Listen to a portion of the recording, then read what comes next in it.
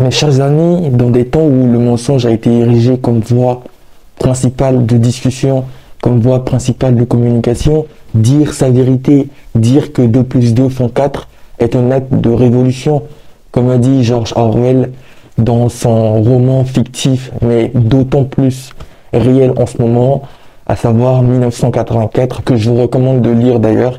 Moi, ça m'a fait beaucoup de bien, ça m'a permis de relativiser, de prendre du recul sur la situation qui est en Côte d'Ivoire et de comprendre surtout les mécanismes qui sont en jeu, les mécanismes du mensonge. Parce que la dictature, ce n'est pas seulement dire que vous n'avez pas le droit de voyager, vous n'avez pas le droit de regarder la télévision. Ça commence par de simples faits comme le mensonge sur des chiffres. Et le mensonge, c'est de ça qu'il s'agit dans cette vidéo, avec la dette qui a été repoussée, qui a été rééchelonnée, pour parler en des termes plus précis. La Côte d'Ivoire a rééchelonné le paiement de 800 milliards de francs CFA, selon Sika Finance, de 30 créances qui ont été prises entre 2015 et 2024. Et cette information, elle est connue, on peut la prendre partout, puisque la Côte d'Ivoire l'a communiqué à la Bourse régionale des valeurs mobilières pour que les personnes qui sont concernées, qui ont prêté de l'argent à la Côte d'Ivoire sur les 30 créances précises, puissent s'en enquérir et réagir et décider si elles accordent le rééchelonnement à la Côte d'Ivoire ou non. Alors il y a eu tout un petit drama sur ce problème, parce que Sika Finance, qui a révélé l'information au grand public, a dit dans l'article initial que la Côte d'Ivoire a décidé de repousser le paiement de ses créances. Ça a créé un petit tollé, l'opposition n'ayant fait que rappeler que notre dette est insolvable et insoutenable. Je vais revenir là-dessus. Et le lendemain, Sika Finance, voyant que la polémique est en quelque sorte instrumentalisée par l'opposition, ce qui est normal, puisque c'est l'argent des Ivoiriens qui est en jeu, a fait un erratum pour dire, en fait, on n'a pas dit que la dette de la Côte d'Ivoire est insoutenable. Ils n'ont jamais dit d'ailleurs sur le premier article. On dit juste que la dette a été rééchelonnée. Alors, c'est nous prendre pour des cons si vous pensez que on va croire que la dette de la Côte d'Ivoire n'est pas soutenable. Ça fait des années et des années que le RHDP nous bassine pour dire que la dette de la Côte d'Ivoire, en fait, elle est productive. C'est une dette saine.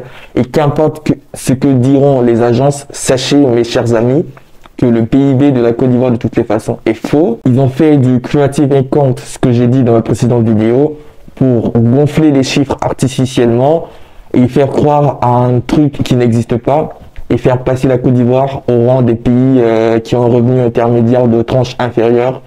Ça, c'est pas très sérieux. Alors j'ai envie de dire à Sika Finance, puisque vous n'avez pas le courage de déplaire au gouvernement, de toutes les façons, vous êtes un média bien policé. Le rééchelonnement dont vous parlez, qui ne serait pas équivalent d'une économie en faillite, la définition, elle est simple. J'ai fait plein de recherches pour trouver des définitions de tous les côtés. Et la définition globale qui revient, c'est qu'un rééchelonnement est proposé par un débiteur, à savoir la Côte d'Ivoire, lorsque il ne pourra peut-être pas rembourser sur l'année en question la dette qu'il a contractée, et donc il propose une nouvelle échéance à ses débiteurs où il pourra verser de l'argent. Très souvent, c'est dû à un problème de trésorerie, c'est-à-dire on n'a pas assez d'argent là maintenant, ou alors on replanifie tout simplement, sinon ça risque de peser sur nos finances publiques. Alors c'est un article de l'Infodrome qui le dit, c'est pour alléger les finances publiques. Alors on allège les finances publiques pourquoi? Parce que la dette est beaucoup trop et que ça nous empêchera de faire des projets qu'on a prévus dans le budget.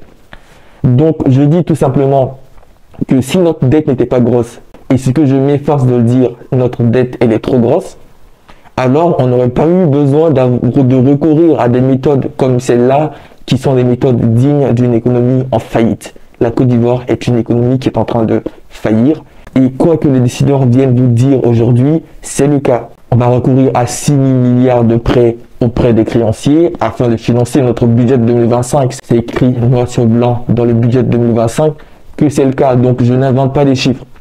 L'encours de la dette est de plus de 30 000 milliards. Le service de la dette, donc les intérêts qu'on va verser aux créanciers qui nous ont prêté de l'argent sur des projets précédents, est autour de 1000 milliards, 500 milliards de francs CFA. Et les remboursements de prêts précédents vont coûter à la Côte d'Ivoire en 2025, c'est encore écrit dans le budget 2025, 4 000 milliards, 100 milliards de francs CFA. Tous ces chiffres sont astronomiques. Alors, ne venez pas dire que la dette est soutenable et que tout se passe bien dans le pays de Winnie, puisqu'on a en face des chiffres qui prouvent tout le contraire. Et heureusement que ce sont les chiffres qui sont donnés par le gouvernement qui viennent nous dire en face de nous que cela n'est pas possible. Et quand on nous bassine en disant que l'économie de la Côte d'Ivoire n'est pas mal en point et que des grands pays de la Terre sont endettés, moi j'ai envie de dire de qui on se fout. Si on veut comparer avec le Japon, qui est le pays le plus endetté au monde, quand on prend en compte le PIB, la dette prend plus de 200% du PIB, ce qui est astronomique. Mais la petite nuance, la petite subtilité, c'est que la dette des Japonais est détenue par les Japonais eux-mêmes. Donc ce sont les Japonais qui détiennent les créances. Donc c'est une dette essentiellement intérieure, ce qui est bien puisque on recourt à l'épargne de nos habitants et on ne subit pas de pression externe. Donc le Japon est très libre de mener les activités, les prévisions économiques qu'ils veulent, puisqu'ils sont détenteurs eux-mêmes de leurs dettes. Les États-Unis, qui sont l'un des pays les plus endettés au monde, ont l'avantage d'être le pays le plus développé du monde. Donc, comme le disait Gbagbo dans son discours à Marcory, dans le cadre de sa tournée Coca-Cola, personne ne viendra dire que les Américains ont une dette, donc on va boucler, on va verrouiller le pays. Qui peut? Parce que la dette, elle est libellée en dollars, la dette, elle est émise en dollars.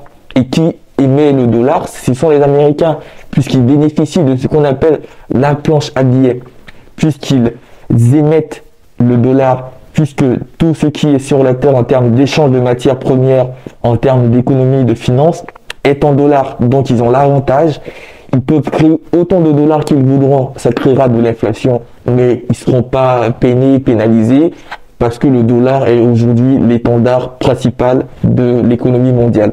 Donc, comparaison n'est pas raison. Il faut savoir rester raisonnable et équilibré quand on parle de finances publiques. Et le gouvernement tente à se foutre des Ivoiriens. On n'a pas parlé, quand on parlait de cette dette astronomique d'Igba, du fait que récemment, en 2024, la Banque mondiale, voyant qu'on a du mal à rembourser certaines de nos dettes et surtout les créances les plus hautes, a décidé de mettre en place ou de nous faire bénéficier plus exactement en premier d'un programme qui s'appelle échange de dettes contre développement. Alors ce programme il est spécifique, c'est-à-dire on a 400 millions de créances les plus coûteuses, c'est bien évidemment au dollar, et donc ces 400 millions, la Banque mondiale va nous prêter de l'argent pour qu'on rachète notre propre dette et l'excédent qui va en résulter, on va les mettre dans des projets de développement, notamment l'éducation, puisque c'est pourquoi la Banque mondiale nous a prêté de l'argent. On a atteint aujourd'hui un niveau tellement étranglant qu'on est obligé d'emprunter de l'argent de la part de bailleurs internationaux qui nous mettront la pression derrière pour racheter des dettes qui sont devenues trop étranglantes. Cela prouve tout simplement qu'on est dans une boucle de dettes où on est obligé d'emprunter à gauche, à droite pour rembourser ce qu'on a déjà pris comme dette et donc ça crée une nouvelle dette. On va jamais s'en sortir puisque notre économie n'est pas performante. C'est ce que dit le rapport de Fitch qui est sorti il y a 2-3 semaines. Notre économie n'est pas performante pour le niveau de dette qu'on a. Et bien évidemment, les gens du RAGP viendront te dire que le seuil de l'UEMOA en termes d'endettement, c'est d'être à 70% du PIB, que la Côte d'Ivoire est à 58 et quelques. Ça c'est faux puisque le PIB est très largement surévalué et que ce qu'on produit aujourd'hui, c'est vraiment pas ce qui sort dans les chiffres du PIB. On a 110 milliards de PIB.